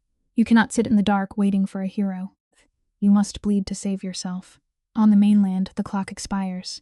Lucien's men tear through Damien's financial history, slicing through shell companies. That is when the terrifying picture clears. Damien did not act out of sudden rage. He had been quietly building this catastrophic war for months. Taking her was just the first move. Marcus delivers a bleak update. Damien is taking 5 operations before noon. He genuinely thinks he shattered the crown. Lucien stands over the map, his eyes looking like dead ash. He softly orders his men to let the traitor enjoy the illusion. The Empire means nothing without her. Tracking a ghost ship moving up the coast, Lucien commands his network to drain every account and flood the docks with armed men. Marcus hesitates, asking how to protect Serafina from the crossfire. Lucien slowly looks up. The sheer void in his expression makes his second-in-command step back. By any means necessary, the king whispers. True devotion is frightening. It means you will gladly burn the world to ash, just to keep the one you love warm. When the third sunrise bleeds red over the skyline, the hunt pays off. They locate her at a fortified coastal compound, protected by Damien's corrupt brother. The satellite shows concrete walls and enough hired guns to fight a war. Lucien does not wait for visual proof. He feels her presence in his marrow. Damien arrogantly thought that lawyers and thick iron gates would keep the devil out, but he is dead wrong. The waiting game is over. Lucien handpicks 12 ruthless enforcers' men who would march straight into hell for him. The armory is dead quiet, save for the heavy click of ballistic vests. Lucien racks the slide on the exact pistol he used to build his bloody empire decades ago. The lesson is clear. Arrogance will always blind a man to his own destruction. The ghost is officially hunting. Come with me into the back of that blacked-out SUV, riding straight into the dark. Lucien gives the final command, breach without a sound. Anyone holding a weapon goes into the dirt. Zero mercy. As the vehicles devour the highway, Lucien suffocates in regret. The camera captures his tortured eyes. He remembers her pulling shrapnel from his back, turning his cold fortress into a home. The tragedy hits him hard. He never told her he loved her, because violence was his only fluent language. Do not make this mistake. Never wait for the perfect moment to bare your soul. You must speak while they are still beside you. Staring out the tinted glass, he promises that if she dies tonight, the world burns. The estate emerges from the fog. His men vanish into the shadows. The compound's lights cut out entirely. The nightmare has arrived. Let us look at this piece by piece, you and I. Picture the frame drenched in rain, a symphony of chaos. Lucien grips the wheel of the transport truck, dashboard lights casting a bruised glow across his face. He closes his eyes. Visualizing Serafina smiling at his daughter, he flashes the signal. Instantly, the estate's power grid dies, plunging the world into a pitch-black abyss. He slams the accelerator, driving 2 tons of howling steel straight through the iron barricade. Sparks rain down like dying stars as gunfire shatters the silence. Yet amidst the smoke, Lucien moves with the terrifying grace of a lifelong predator. The lesson here is profound. Never force a desperate man into the absolute dark, because that is exactly where he learns how to hunt you. The camera tracks Lucien gliding through the smoke, a phantom returning to the brutal theater of his youth. 2 armed guards crumple to the marble floor before they even register the threat. Marcus pivots sharply, his heavy fire chewing through the walls. A stray round snaps past Lucien's ear, but his icy expression never wavers. He drops another shadow in the haze. The oak doors ahead splinter inward like cannon fire. He charges up the blood-stained staircase, swallowing the blinding agony of fractured ribs, slicing his lungs with every breath. He reaches the top, staring down an empty hall. We must always remember this truth. Sometimes, you have to drag yourself through unimaginable agony to pull the ones you love out of the fire. Dead static hisses through the radio. The upper wings sit in terrifying silence. Lucien shatters 2 doors before finding the third deadbolted. He buries 3 rounds into the lock and kicks the frame apart. Inside, bathed in moonlight, Serafina is strapped to a steel chair. She is bruised but breathing. Their eyes lock, a tragic collision of relief and grief. She whispers that he actually came. A heartbreaking smirk touches his lips as he knows he was never good at following orders. He slices her restraints and she collapses against his chest. She murmurs that he looks terrible. He whispers it has been a very long week. The lesson here is beautiful. True loyalty is willingly stepping into the darkest hell to carry someone you love back to the light. Listen to me, because this is where the tragedy sharpens. Despite the roar of gunfire echoing through the walls, Serafina manages a fragile smile. But Lucien remains trapped in cold focus. This estate was a hollow decoy. Marcus practically tears the door off its hinges, eyes wild with dread. Federal helicopters are exactly 5 minutes from swarming the grounds. Lucien exhales a dark curse. Damien engineered this slaughter. They sprint through the blood-slicked corridors. Reaching the night air of the extraction point, just 10 feet from salvation, the shadows peel back. Damien steps out, pressing the freezing barrel of a pistol directly against Serafina's temple. The lesson is brutal but necessary. Never take off your armor until you are undeniably out of the dark. The night air turns to ice. Every muscle in Lucien's body locks tight as Damien flashes the dead smile of a psychopath. Lucien demands her release. His voice a vibrating growl of murderous rage. Damien only chuckles. He warns that a single bullet will trigger his dying reflex, taking Serafina to the grave with him. The pulse of choppers vibrates through the concrete, seconds from lighting up the docks. Damien demands they drop their weapons. Lucien attempts to call the bluff, but Damien just smirks. The camera pushes in on Serafina. She is reading the cold math behind Lucien's panicked eyes. He spent a month teaching her to survive this exact brutality. The ultimate lesson is profound. Real strength is discovering how to save yourself when the universe leaves you empty-handed. Serafina locks her gaze onto Lucien, whispering not to trust her. In a blur, she collapses, dropping flat to the freezing concrete and snapping Damien's line of fire wide open. It is a breathtaking gamble. Lucien pulls the trigger a fraction of a second before her body strikes the floor. The heavy round shreds straight through Damien's shoulder. Marcus and the crew unleash a deafening wall of fire, lighting the crime lord up. Damien crashes to the pavement, bleeding heavily. Lucien hoists Serafina up and they sprint for the speedboats just as federal spotlights slice through the clouds. Gunfire violently tears the black water apart as they rocket away into the void. The profound takeaway is this. Sometimes, a reckless risk is the only way to escape an early grave. Inside the speeding car, dashboard lights paint Lucien's furious face in shadows. He growls that her stunt was a suicidal mistake. Serafina holds his gaze, her voice steady as she reminds him it kept them breathing. She delivers a haunting truth, whispering that dying is a permanent fixture in their bloody reality now. Lucien falls silent, somnolent, staring at the woman who was once an innocent nurse. She has been forged in the same brutal fires that ruined him, and a tragic respect washes over his soul. Marcus suddenly snaps his head toward the rearview mirror, his face draining of color. Their federal mole just sent a warning. Massive arrest warrants just hit the wire. The lesson is undeniable. When life forces you into a corner, your only choice is to violently fight your way out. We are looking at absolute madness tonight, you and I. Lucien is consumed by a blinding fury. Across the city, Damien is bleeding out in a hospital bed, surrounded by federal badges, yet still trying to control the board. Serafina quietly touches Lucien's arm, asking for their next move. Lucien does not care about the flashing sirens. He wants to march through those doors tonight and paint the walls with Damien's blood. He is cashing in every dirty favor, loading every weapon left. The law is suffocating the streets. But Lucien is locked into his tragic vendetta. Here is a vital life lesson. Sometimes overthinking is your worst enemy. When your back is pressed against the wall, you do not sit and plan. You bring the fire, burn the board down, and survive the ashes. The sun casts melancholic shadows across the safe house floor. Lucien fades into the back rooms to prepare for war. Serafina rushes into the dusty parlor and freezes. Little Vivian sits trembling across from a cold government social worker. For one agonizing second, the room stops breathing. Then Vivian shatters. She launches her tiny body across the hardwood, sobbing for her mother. It is an emotional gut punch. The bureaucrat scribbles notes, but Serafina drops to her knees, wrapping the weeping child in a fierce embrace. Vivian begs to know if they will ever leave her again. Serafina kisses her forehead, swearing she is here forever. Listen to this closely. True loyalty is not about destroying enemies. It is about holding the fragile souls who need you when their world shatters. Let us look at this pivotal moment together. The social worker coldly warns Serafina she is violating custody laws. Serafina does not flinch. With eyes like shattered ice, she challenges the woman to either slap the cuffs on or walk out. Even little Vivian feels the shift, whispering that her mother feels sharper now, just like her father. Serafina softly asks if that frightens her.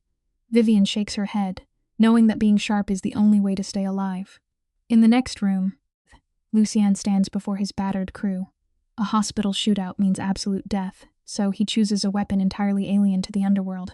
The unvarnished truth. The lesson here cuts deep. When you are trapped in a prison built entirely on lies, the raw, brutal truth becomes your single most devastating weapon. Lucien's bloody finger hovers over the keyboard, lit by the monitor's glare. He is sending a massive file to every news desk in Boston. It holds 3 years of venom: the murders, the dirty money, the graves Damien tried to bury. Marcus stares at the loading bar. Breathless, leaking these files strips away Damien's federal immunity in hours. The agents will have no choice but to arrest him. Lucien is twisting the justice system that hunted him into a lethal blade. A battered soldier warns that hitting send will incinerate every bridge they have left. Lucien smiles a chilling expression, stating the city can burn. He hits the enter key.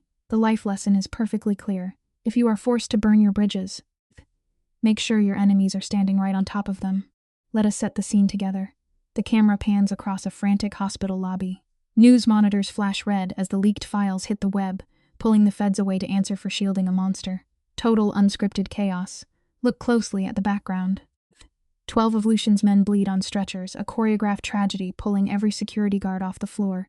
The lens pushes into the 4th floor corridor. 2 stubborn agents stand guard.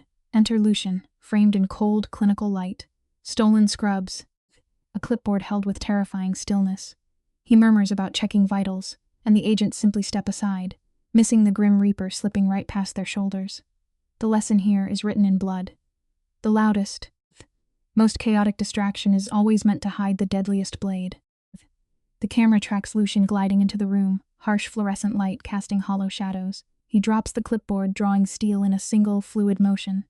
Damien scrambles for the call button, panic pulling his face tight. "Shoot me," Damien's face spits, swearing Lucien will bleed out in these very halls. But watch Lucien's eyes. They are dead, locked in the sheer pain of a Greek tragedy. His finger tightens, just a hair of pressure to end a lifetime of betrayal. Then, the sound drops out entirely. A fragile voice ghosts over the audio track. "Are you leaving me again?" It is a heartbreaking pause. We learn something vital in this silent frame. Blind rage is a cheap release. But real strength means stepping away from the cliff, for the ones who actually need you breathing. The framing is claustrophobic. Lucien stands frozen, the heavy iron trembling slightly in his grip, bearing the immense weight of a shattered brotherhood. You expect the muzzle flash. Instead, he slowly lowers the barrel.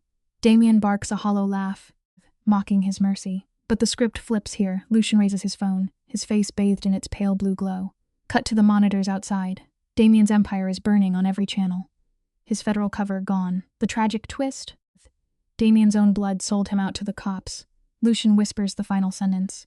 A brutal cell awaits, packed with men, Damien personally ruined. The lesson is beautifully cinematic. The ultimate revenge is not a bullet.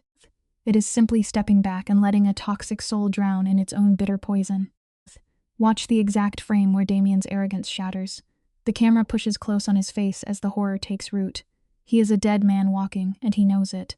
Lucian stands in the shadows, delivering his line with terrifying calm. He is just collecting the toll. The beauty of this scene, you and I can see, is the psychological torture. Lucian leaves him alive to jump at shadows for the rest of his miserable days. A cold smile crosses Lucian's lips as he admits his enemy almost took everything. But here is the profound truth of this act. The hardest choice in our broken world is turning your back on destruction to actually build a life. The camera follows Lucian's steady walk past the bewildered agents. Down in the dim concrete underbelly of the garage, he finally exhales. It is done. A low-angle shot catches Marcus studying his boss. Above them, helicopters chop through the night sky, their searchlights painting the concrete. Lucian barely whispers his line, promising Damien will soon beg for the grave. It is a stunning visual of a man learning that calculated mercy cuts far deeper than lead. We dissolve to the mansion. Dawn light bleeds over the ocean, painting Lucian in soft blues. Serafina steps onto the balcony, the wind catching her hair. She asks the heavy question, why let him live? Lucian's voice cracks, just a fraction. He speaks of Vivian, how her tiny voice broke through decades of rusted armor. He is done drowning in blood. Serafina leans on the stone rail, lost in the vast horizon. He stares into the breaking sun, seeking a quiet, unremarkable peace. The camera lingers on Serafina's face, etched with doubt. How do people soaked in shadows ever step into the light?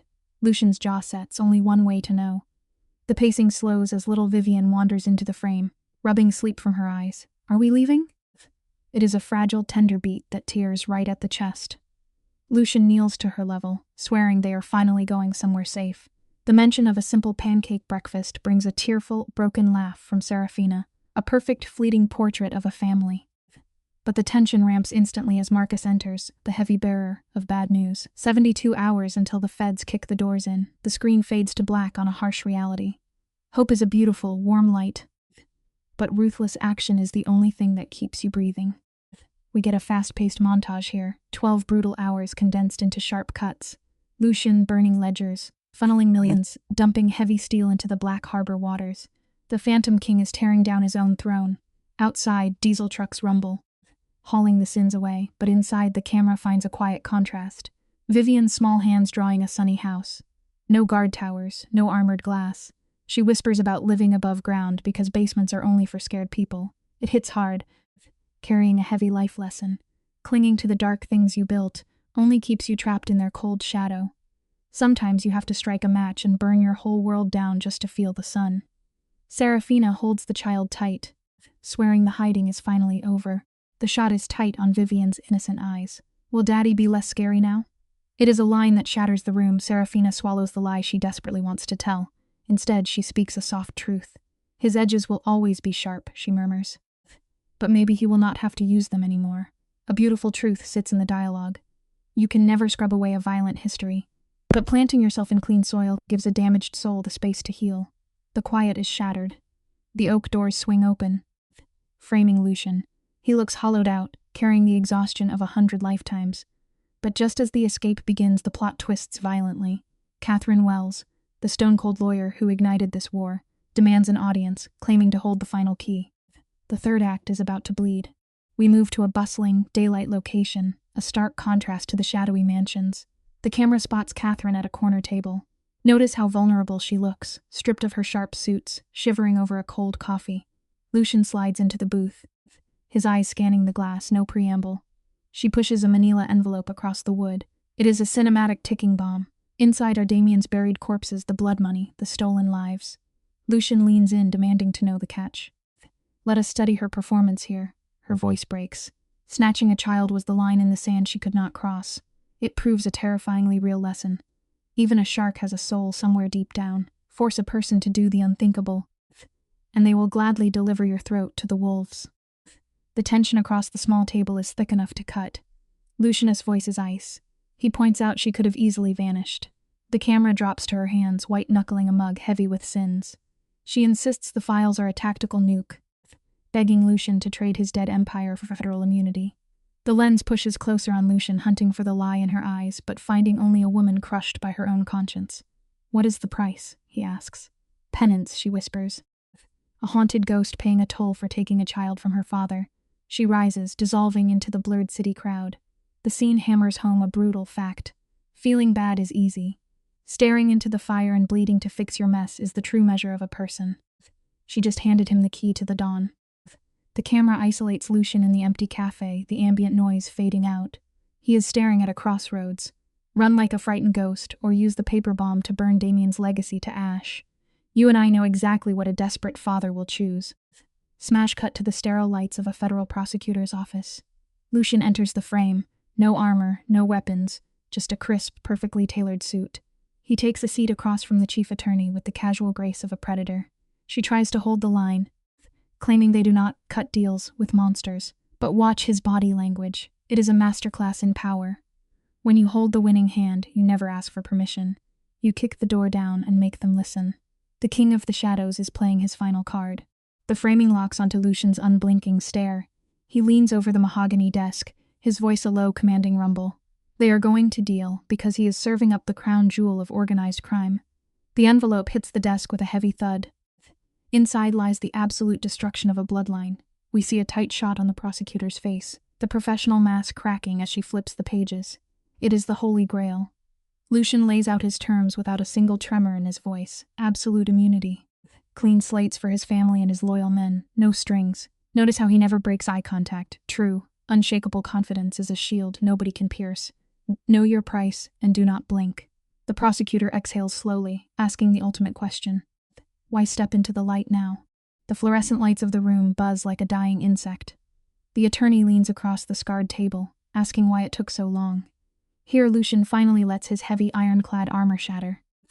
His little girl deserves more than a father's muffled voice through scratched prison glass. The prosecutor names her steep price. He must take the stand against every ghost in his file. Closing his eyes, Lucian sees Vivian sketching a sunlit house, and Serafina clutching a gun just to survive him.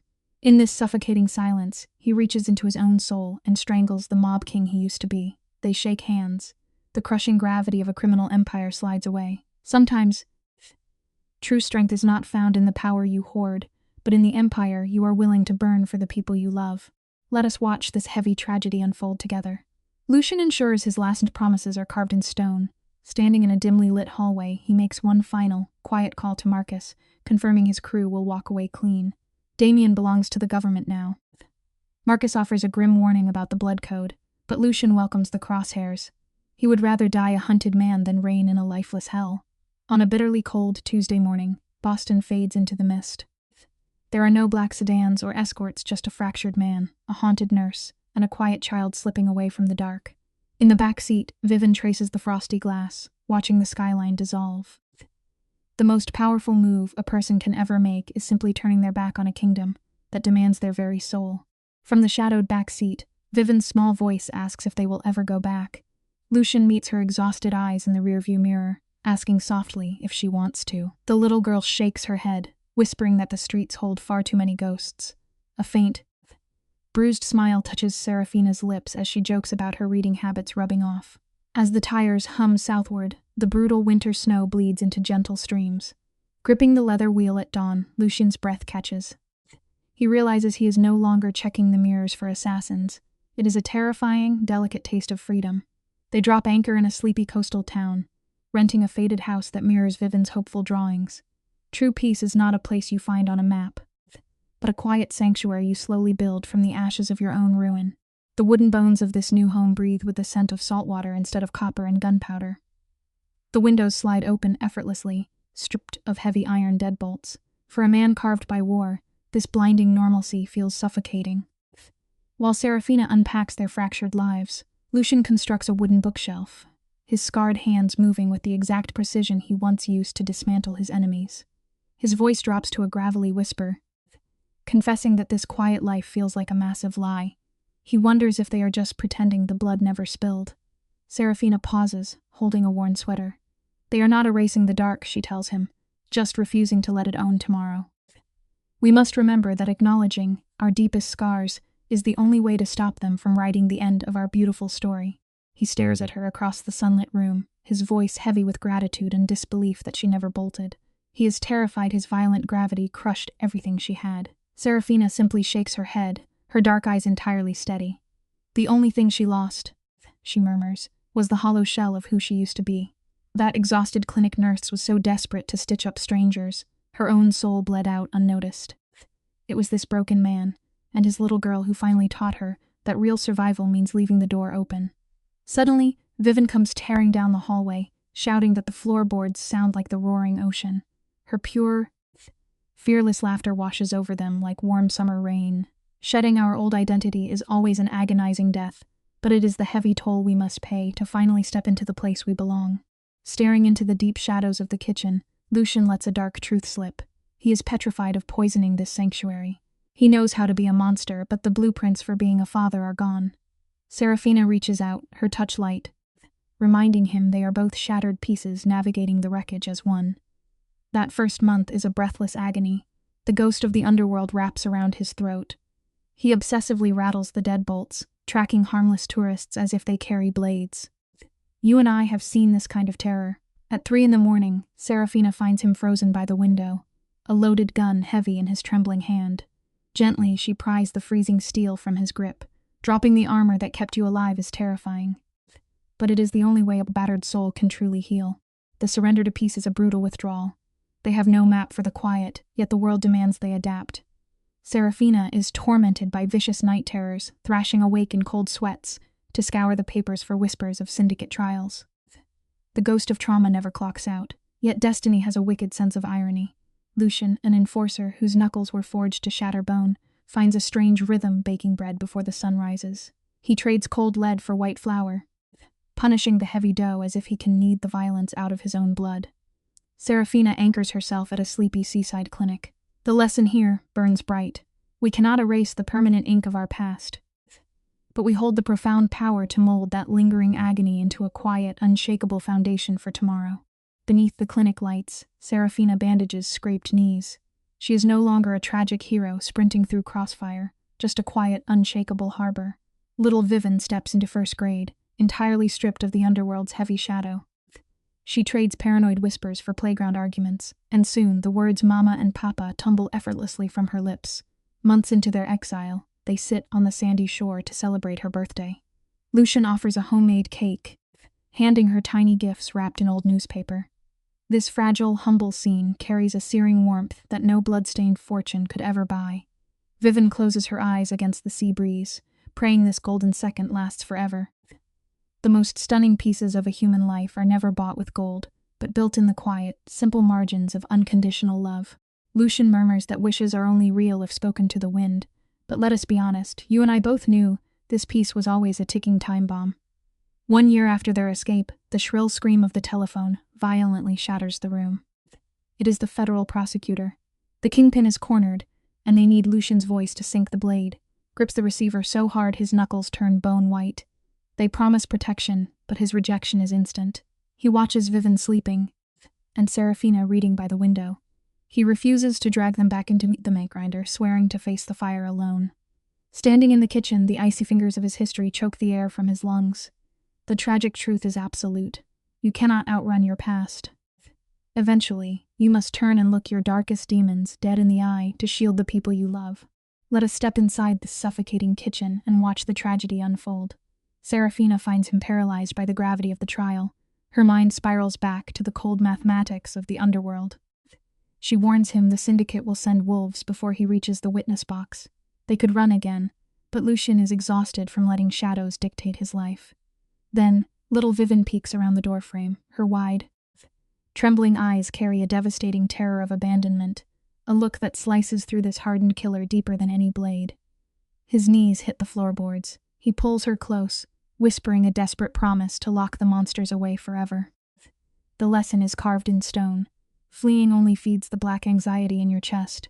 True freedom demands you march directly into the inferno to finish the brutal fight yourself. Vivian's fragile voice splinters the quiet, asking what happens if he never comes home. Lucian swallows a jagged lump of grief, swearing to call her every single night. When she leaves the room, the phantom aches of his brutal history settle deep into his bones.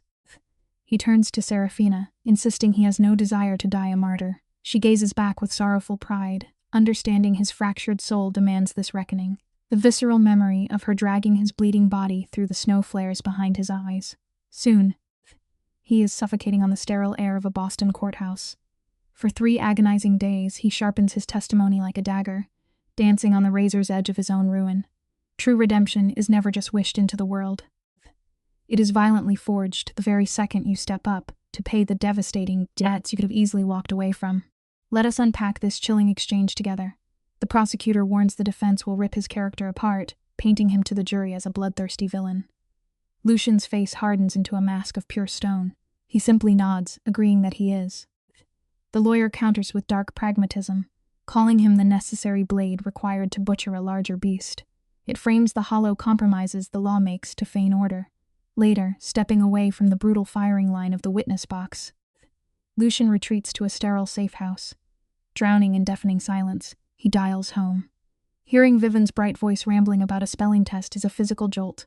Her pure innocence anchors his drifting soul, pulling him back from the absolute abyss. The lesson is hauntingly clear. You do not need a spotless soul to do what is right. Sometimes it takes a genuine monster to tear down the very gates of hell. Through the receiver, Vivian's voice bubbles with innocent chatter about warm cookies. It is a blinding flash of purity, bleeding into a room suffocated by violence. Lucian grips the plastic, knuckles bone white, fighting a violent tremor in his throat. A week away feels like pure purgatory. Then, Serafina takes the line. Her voice is soft, piercing the dark to ask if he is frightened. This hardened king drops his armor and whispers that he is absolutely terrified. She gently reminds him that fear keeps a soldier sharp. You and I must remember this simple truth. Fear is never your weakness. It is the raw instinct that keeps you breathing when the lights go out. The call ends. Lucian sinks into the rigid mattress of the safe house, completely crushed by the weight of his past. The camera frames the tragedy of his sacrifice. Lucian surrendered a criminal empire for a fragile piece of immunity. The lesson here is timeless. True victory is not about keeping a bloody crown. It is about securing peace for the ones you love. The scene cuts violently to the courtroom. The air is terribly thick, suffocating under the cold glare of federal agents. Lucian steps to the wooden stand and stares at the monster who tried to bury him. But wrapped in a bright orange jumpsuit, Damien no longer looks terrifying. He is just a pathetic, bitter old man. The prosecutor rips the floor, forcing Lucian to relive their dark history. Together they dissect the brutal mob betrayal, the 16 bullets tearing through his flesh, and the kidnapping plot that set this tragedy into motion. Harsh shadows fall across Lucian as he answers every question with terrifying calm. Yes, Damien ordered the execution. Yes, the kidnapping was blackmail. The defense attorney steps into the frame, her tone dripping with disgust. She paints him as a street thug cashing in a golden ticket. He does not flinch, admitting his vile past while insisting he is finally choosing the light. She mocks his morality, demanding the exact number of lives he has stolen. He could easily lie. But there is a vital lesson written in his posture. Owning your darkest sins is the only way to strip away their power. He turns his weary eyes to the jury and delivers a bone-chilling blow. His voice barely a whisper. He confesses he truly does not know the number, because he lost count after the first 12. The camera captures the exhaustion in his eyes. He embraces the monster he was, desperate for his daughter to know he fought to change. The courtroom silence is absolute. Sensing defeat, the lawyer pivots, trying to drag Serafina through the mud as an accomplice. The shift in Lucian is terrifying. He shuts her down with cold authority, declaring Serafina a hero protecting his child while he burns Damien down. They spend 2 agonizing hours trying to shatter his resolve. But there is a powerful lesson here. The darkest weapons in your history can be repurposed for the light. After 20 years in the underworld, Lucian knows exactly how to weaponize the unfiltered truth. He uses his own confessed sins to completely bury his enemy. The brutal marathon is finally over. The gavel echoes like a gunshot. Lucian steps down, passing his former mentor. Damien hisses that their war is not over. Without breaking stride, Lucian whispers that Damien gets a concrete box while he goes home. He slips into a black SUV and vanishes. 3 days bleed by before the verdict hits. Guilty on all counts, 45 years. Following orders to abandon Boston, Lucian boards a plane. When he lands, Vivian crashes into his chest so hard his healing ribs sing with pain. She sobs. Amazed her father actually returned. You and I have probably learned this painful lesson. Keeping a promise is infinitely heavier than making one. True actions will forever drown out empty words.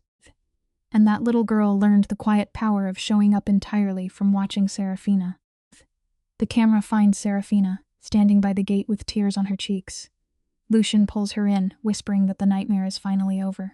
On the drive home, Vivian chatters from the back seat about schoolwork and a pet crab. The poetry of this scene reveals a staggering life lesson. The most ordinary, boring moments are the only things on earth worth bleeding for. The screen fades, jumping 5 years to the sun-drenched Italian coast. They run a bakery called Velvet Jasmine, a tribute to the street where he fell and the tea she used to heal him. Every dawn, this former Mafia ghost wakes to bake bread. He uses his scarred, lethal hands to build something beautiful, instead of burning the world down. With Serafina treating locals at a clinic, they have captured the ultimate victory. Notice the breathtaking visual contrast. The ghost monarch of Boston, the most terrifying mob boss to ever walk the streets, now stands covered in flour under the golden Italian sun. His daughter practices piano for the locals instead of dodging bullets. One lazy afternoon, Serafina asks if he ever misses the dark thrill of his empire. The former kingpin pauses. He glances at his child, then at the woman who salvaged his soul. He speaks a profound truth without a trace of regret. Explaining he discovered something infinitely stronger than fear. He found the chance to be an ordinary man. Keep this vital life lesson close to your heart. Sometimes the most monumental triumph is not conquering an underworld. It is simply surviving the war long enough to sit in the quiet sun and bake a simple loaf of bread. The camera holds on Serafina's smile as church bells echo across the cobblestones. After surviving endless bloodbaths and mafia vendettas, they can finally breathe. As twilight settles, they sit on the stone terrace. The notes of Vivian's piano drift through the windows, mixing with the scent of fresh pastries. Then the unexpected happens. The hardened ex-boss voice cracks in the dusk. He attempts to thank Serafina for dragging his bleeding body from that frozen snowbank years ago. She dismisses the praise, insisting his own willpower kept him alive. But this ruthless enforcer, a man who spent 40 years speaking only in violence, pulls her into his chest and softly confesses his love. The life lesson here is profound. True strength is having the absolute courage to admit that another person is the only reason you are still standing today. The camera captures her reaction. She does not flinch at his confession.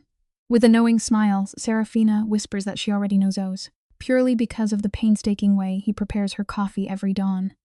He treats a simple mug of dark roast like a holy relic. This man used to orchestrate vicious hits, yet now his existence revolves around quiet acts of service. The spell breaks when Vivian crashes onto the terrace, begging to visit the water. We follow them down narrow cobblestone alleys, brushing past old stone walls and sleeping cats. Watching this child happily chase the ocean waves leaves a permanent mark on the soul. Look at the beautiful life lesson woven into this frame. You can drag the most shattered people through absolute hell, and they can still find the light. The most devastating revenge against your enemies is simply living a completely happy, unbothered life. You and I must pause the frame to appreciate the beautiful irony. Serafina looks over their quiet refuge and casually whispers that they did okay. They absolutely conquered their fate. The camera watches them stand peacefully by the ocean while their daughter collects shells, looking like a family untouched by a vicious underworld war. Those brutal beatdowns and near-death escapes were the painful toll required to reach this exact, serene second. Their blood-stained history is washed clean by the tide. They are miles from the freezing streets of Boston, thriving in a hidden town where neighbors have zero idea of the ghosts they used to be. Here is the simple life lesson, ringing through the waves. You are never condemned to remain in the toxic environment that broke you. You always possess the absolute power to walk away, cross an ocean, and rewrite the script of your life. The lens focuses on this profound image. 3 shattered individuals manage to forge a loving family out of the smoking wreckage of their past. Vivian sprints across the sand holding a perfect shell, keeping it to remember how flawless this quiet afternoon felt. She beams at these 2 traumatized adult survivors who fought off literal monsters just to buy her a normal childhood. This frame proves a heartbreaking truth. Family is rarely determined by blood.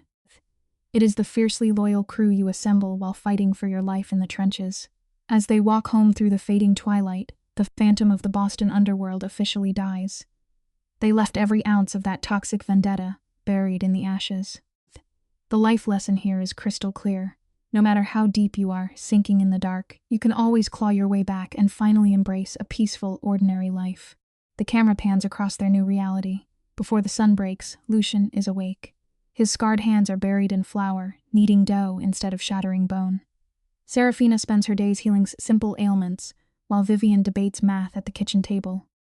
Later, under the porch light, Serafina asks the heavy question. Does he ever miss the bloody crown, the sheer intoxication of the empire he abandoned? Lucian goes perfectly still. The camera lingers as he remembers the terror he used to command. Then, his eyes drift to his sleeping daughter, and the woman who pulled him from the grave. Zero regrets, he whispers. Here is a final truth you and I must carry. True strength is never measured by the fear you inflict on others. It is knowing exactly when to walk away from a rigged game, trading empty power for the precious few people who actually hold your world together. Moonlight washes over the quiet room, matching the steady rhythm of the crashing ocean. Lucian pulls Serafina closer. His fingers trace the 16 jagged marks on her skin, the exact price she paid to pull his broken body from a freezing snowbank. He rests his forehead against hers, his voice a raw rasp, thanking her for not giving up on a monster. She just smiles, whispering that the human was always there, buried beneath the violence. The Boston crime lord died in the ice that night. Only a weary man remains, finally at peace. Look, you and I really need to remember this when things get heavy. No matter how deep your scars run, or how dark the history behind you feels, the ink is never completely dry. You still hold the pen. You can always step out of the shadows and rewrite your own ending. One of the most touching lessons in this story is the idea that family is not always created by blood. Serafina is not Vivian's biological mother. She is not married to Lucian at the beginning. She enters their lives by accident, through blood, snow, danger, and one impossible act of kindness. Yet, over time, she becomes the emotional center of their family. Vivian calls Serafina mommy before anyone expects it. That word is not based on biology. It is based on need, trust, and emotional truth. Vivian sees in Serafina what every child longs for: comfort, gentleness, courage, and consistency. Serafina does not replace Vivian's real mother. Instead, she becomes the person who helps Vivian feel safe enough to love again. This is a powerful message for education and family values. A family is not only a legal structure. It is not only a name, a house, or shared blood. Family is built through daily actions, staying when things are hard, protecting each other, telling the truth, cooking breakfast, reading stories, and coming back when you promised you would. Lucian, Serafina, and Vivian are all broken in different ways. But together, they create something whole. Their family is imperfect, unconventional, and born from crisis, but it becomes real because each person chooses the others again and again. This lesson is especially meaningful for viewers who come from broken homes, blended families, or painful pasts. The story reminds us that love can rebuild what loss has damaged. A child can find safety again. An adult can learn tenderness again. A home can be created anywhere when people choose loyalty, care, and sacrifice. Family is not only where we come from. Sometimes family is where we finally heal.